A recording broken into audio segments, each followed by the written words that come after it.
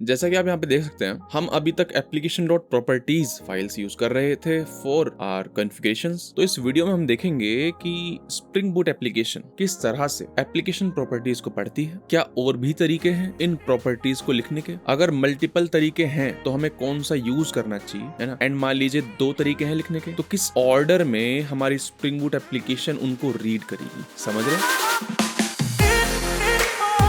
मान लीजिए हमने कह दिया कि हाँ भाई 2 फाइल्स आप क्रिएट कर सकते हैं, तो किस ऑर्डर में हमारी स्प्रिंग बूट एप्लीकेशन उन दोनों फाइल्स को रीड करेगी फॉर आवर कॉन्फ़िगरेशंस। ठीक है, स्टार्ट करते हैं। सबसे पहली चीज, क्या आपको पता है कि क्लास पाथ क्या होता है? तो मैं आपको बता देता हूँ अगर नहीं पता है। Class path is just a list of jars and directories जो कि JVM यूज करता है। ठीक है, JVM को बेसिकली बाइट कोड चाहिए होता है। अब बाइट कोड कहीं रखा भी तो होगा, क्लास पाथ में रखा होता है। तो क्लास पाथ एक तरीका है बताने का JVM को कि सर यहाँ पे है चीजें, यहाँ पे ढूंढ लीजिए, यहाँ पे आपको मिल जाएंगी, है ना। तो क्लास पाथ के अंदर आपको डॉट क्लास फाइल्स मिल जाएंगी, जार्स मिल जाएंगी एंड कॉन्फ़िगरेशन फाइल्स मिल जाएंगी हमारे। ठीक है, जैसे कि ये है एप्लीकेशन डॉट प्रॉपर्टीज, है ना। तो एक जनरल सा क्वेश्चन आता है दिमाग में कि स्प्रिंग बूट एप्लीकेशन कैसे ढूंढती है एप्लीकेशन डॉट प्रॉपर्टीज फाइल को। तो देखिए इसका फोल्डर का पाथ क्या है ना।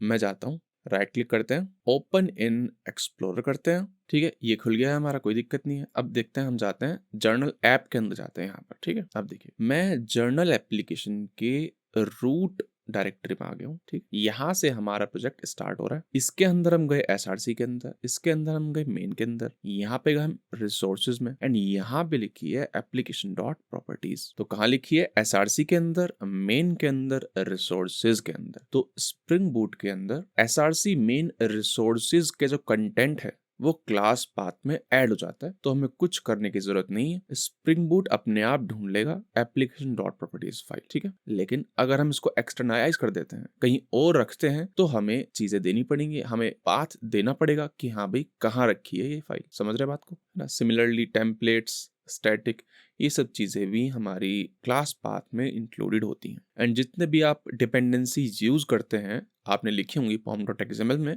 वो सारी भी क्लास पाथ में पैकेज्ड होती हैं जार्स। ठीक है, ठीक है, ये चीज तो वही कि हाँ भाई एप्लीकेशन डॉट प्रॉपर्टीज करके कुछ होता है, रन कैसे होती है, यहाँ पर हम एप्लीकेशन से लिखते हैं। अब देखिए ये फॉर्मेट है इसका। ठीक है, एप्लीकेशन डॉट प्रॉपर्टीज का जो सिंटेक्स होता है वो होता है की इक्वल वैल्यू, की इक्वल वैल्यू। ठीक है, लेकिन हम कॉन्फ़िगरेशंस को एक दूसरे तरह से भी दे सकते हैं। तो जो दूसरा तरीका है कॉन्फ़िगरेशंस को लिखने का वो है YAML, है ना। YML, YAML कुछ भी बोल दीजिए। जैसे कि प्रॉपर्टीज फाइल का फॉर्मेट होता है, फाइल फॉर्मेट होता है डॉट प्रॉपर्टीज, हम लिखते हैं एप्लीकेशन डॉट प्रॉपर्टीज, यहाँ पर लिखेंगे हम एप्लीकेशन डॉट YML। ठीक है, इसे बोलते हैं YAML। इसका फुल फॉर्म क्या है? ये एक रिकर्सिव एक्रोनिम है। इसका मतलब है इसकी फुल फॉर्म में भी YAML आता है। इसका मतलब है कि YAML ट्रेडिशनल मार्कअप लैंग्वेजेस की तरह नहीं है, जैसे कि XML होती है। उसमें क्या करते हैं, उसमें टैग्स का यूज किया जाता है, लेकिन YAML ह्यूमन रीडेबल है, अनलाइक XML। इसमें इंटेंडेशन का यूज होता है दिखाने के लिए कि क्या हम प्रॉपर्टीज सेट कर रहे हैं। आपको दिखाऊंगा अभी, घबराइए मत।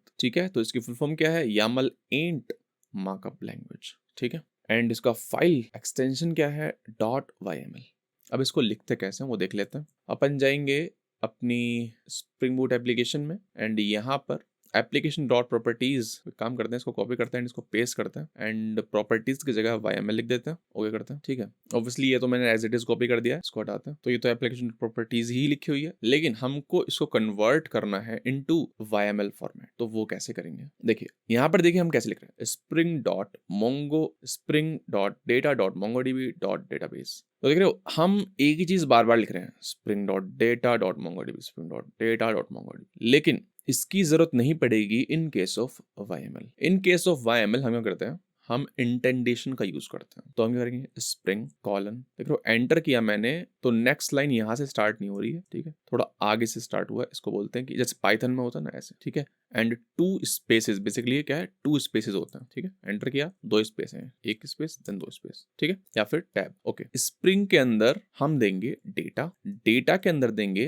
हम मोंगो डीबी। ठीक है, तो हमने लिख दिया है स्प्रिंग के अंदर डेटा के अंदर MongoDB, then MongoDB के अंदर हम लिखेंगे URI। ठीक है, और ये पूरी कहानी। ठीक है, एंड देन हम लिखेंगे डेटाबेस, देन लिखेंगे जर्नल डीबी, देन लिखेंगे auto index creation equal true. देख रहे हो क्या हो रहा है, यानी कि हमें एक बार लिखना पड़ा ये सब spring dot data dot MongoDB, ठीक है। एंड मोंगोडीबी की जितनी भी प्रॉपर्टीज है, मोंगोडीबी डॉट करके जितनी भी आएंगी वो यहीं पर आ जाएंगी, ठीक है। इसको हटाते हैं, ठीक है। अब देखिए ये तो हो गया अपना काम, लेकिन ठीक है और प्रॉपर्टीज देनी है आपको, एंटर करिए। प्रॉपर्टी क्या है, स्टार्टिंग में मैंने आपको बताया था सर्वर डॉट पोर्ट करके एक प्रॉपर्टी होती है, तो वो आप लिख सकते हैं। अब देखिए स्प्रिंग का पार्ट नहीं है, डेटा का पार्ट नहीं है, मोंगोडीबी का पार्ट नहीं है, ठीक है, तो वो एक नई प्रॉपर्टी है। तो सर्वर डॉट पोर्ट 8081, ठीक है। अभी हमारा पोर्ट जो है वो 8080 पे चलता है, यहाँ पर हम लिख देंगे 8081 पर चलाइए, ठीक है। स्टार्टिंग में मैंने आपको कंटेक्स्ट पाथ भी बताया था। कंटेक्स्ट पाथ क्या है, ये देख रहे हो, लोकल होस्ट 8080 के बाद हमारी डायरेक्ट एपीआई स्टार्ट हो गई, कंट्रोलर स्टार्ट हो गए, हमारी एप्लीकेशन नहीं आई यहाँ पे कि सर जर्नलिंग ऐप है, कुछ भी लिख दीजिए ABCD, है ना, तो वो भी हम लिख सकते। अगर मैं सेम चीजें एप्लीकेशन डॉट प्रॉपर्टीज में लिखता हूँ तो यहाँ पे लिखना पड़ेगा server dot port equal 8081 and server dot servlet dot context path as it is आएगा ना, इक्वल मान लेते हैं क्या,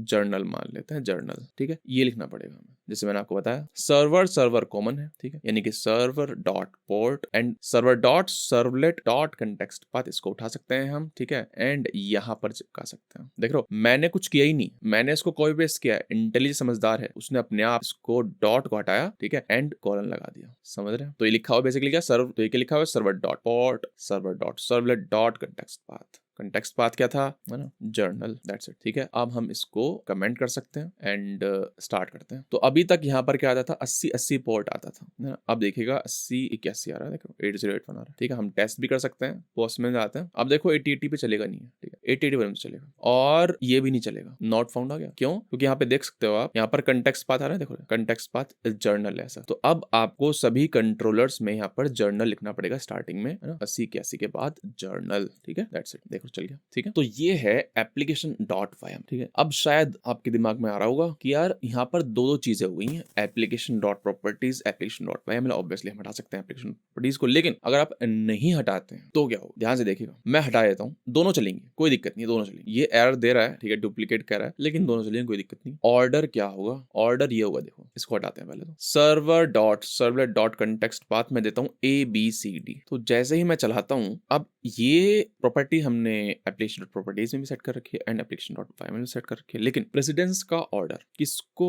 प्रायोरिटी दी जाएगी, ठीक है, प्रायोरिटी दी जाएगी एप्लीकेशन डॉट प्रॉपर्टीज को, ठीक है, over application dot yaml in case same property आपने लिख रखी है। तो यहाँ पर मैंने ABCD लिखा है, तो देख रहे हो ABCD ही आया है, समझ रहे बात को। तो एप्लीकेशन डॉट प्रॉपर्टीज को डिलीट कर देते हैं हम, ठीक है, एंड रीस्टार्ट करते हैं अपने सर्वर को, तो ऑब्वियसली अब फिर से जर्नल आने लगेगा, ठीक है। तो हम देख सकते हैं यहाँ पर जर्नल आ रहा है, ठीक है, ठीक है। एक तरीका हो गया एप्लीकेशन डॉट प्रॉपर्टीज, दूसरा तरीका हो गया है एप्लीकेशन डॉट वायमल, एक और तरीका है, वो क्या है, इसको बंद करते हैं, ठीक है, टर्मिनल ओपन कर लेते हैं, Ctrl+L क्लियर फोटो, ठीक है, MVN क्लीन करते हैं, ठीक है। क्या होता है इससे, टारगेट हमारा जो है खाली हो जाएगा। अच्छा मैं विंडोज पे हूँ, MVN इंस्टॉल होगा नहीं इसमें, तो एक काम करते हैं, रैपर का इस्तेमाल कर लेते हैं, ./MVN एंड MVNW, हाँ, एंड क्लीन करते हैं। देखो ये है फायदा इसका, रैपर का, सेम काम हो गया, क्लीन हो गया, टारगेट उड़ गया, ठीक है, कोई दिक्कत नहीं है, ठीक है। अभी तक हम क्या करते थे, इंटेलिजेंस से स्टार्ट कर रहे थे सब कुछ, है ना, जार वगैरह सब उसी से बना रहे थे। अब मैं मेवन का इस्तेमाल करूंगा ना, मेवन का इस्तेमाल करूंगा, है ना,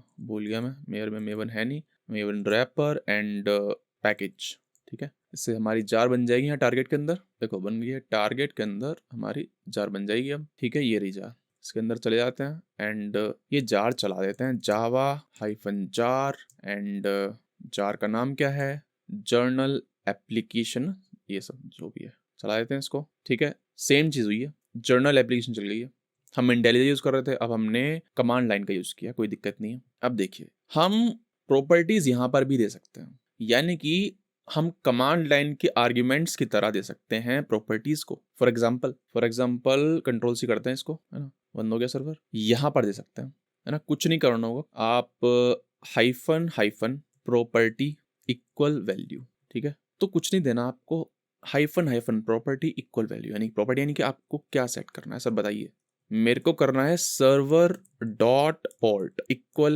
89090, ठीक है। मेक श्योर कि ये पोर्ट कोई और प्रोसेस यूज ना कर रही हो, ठीक है। आपको दिख जाएगा, अगर नहीं चलेगा तो ऑब्वियसली चलाते हैं, ठीक है। तो अपना तेज दिमाग लाइए और बताइए मेरे को कि क्या एप्लीकेशन डॉट YML वाला चलेगा या फिर ये वाला चलेगा। तो देख रहे हो ये वाला चला 9090। तो होता क्या है, सबसे पहली प्रायोरिटी दी जाती है कमांड लाइन आर्गुमेंट्स को, देन एप्लीकेशन डॉट प्रॉपर्टीज को, and then application dot YML, ठीक है ना। सिमिलरली आप यहाँ पर कंटेक्स्ट पाथ भी दे सकते हैं, ये सब कहानी भी दे सकते हैं, कोई दिक्कत नहीं है, सब कुछ दे दीजिए। और आप देख भी सकते हैं यहाँ पर ऑब्वियसली YML तो है नहीं है, तो आपको एप्लीकेशन डॉट प्रॉपर्टीज का सिंटैक्स यहाँ पे यूज करना पड़ेगा, ठीक है। Spring dot data dot MongoDB dot URL फिर कहानी spring dot data dot MongoDB dot database फिर equal to this spring dot data dot MongoDB dot auto index creation true, ये सब आपको देना पड़ेगा if you use command line, ठीक है। तो 3 तरीके हो गए, command line arguments, application dot properties and application dot YML, ठीक है। अब देखिए ये आपने लिखा है यहाँ पर कमांड लाइन में, हो सकता है Ctrl+C करते हैं पहले तो बंद करने के लिए,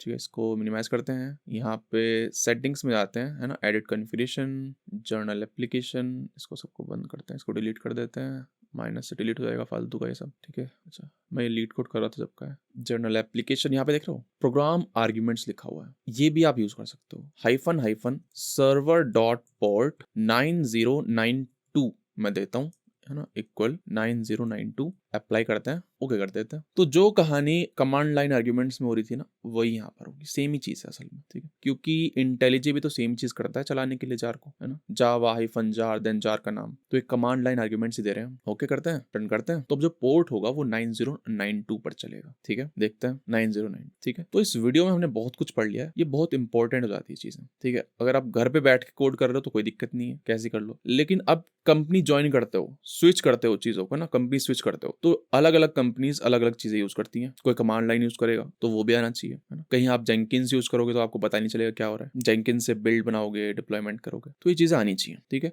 ठीक है। तो इस वीडियो में इतना ही, ठीक है। देखिए इन चीजों को भी पढ़ाता नहीं है, ठीक है। जब मैंने कोर्सेज पढ़े थे ना यूट्यूब पे, अदर प्लेटफॉर्म्स पे, तो मेरे को ये चीजें मिली नहीं और मैंने काफी स्ट्रगल किया स्टार्टिंग कंपनीज में अपनी, लेकिन आपको ये फ्री मिल रही है, ठीक है। ये आपके लिए फ्री है, मेरे लिए फ्री नहीं है, इसकी कॉस्ट बहुत ज्यादा है। अगर ये वीडियो आपको 20 या 25 मिनट की लग रही है तो मान के चलिए इस वीडियो के पीछे 10 घंटों की मेहनत है, ठीक है, मेरी भी, मेरे एडिटर्स की भी। तो आपसे रिक्वेस्ट है, कंसिडर सब्सक्राइबिंग, ठीक है। चैनल को सपोर्ट करिए ताकि हम अफोर्ड कर पाए इन वीडियोस को बनाना।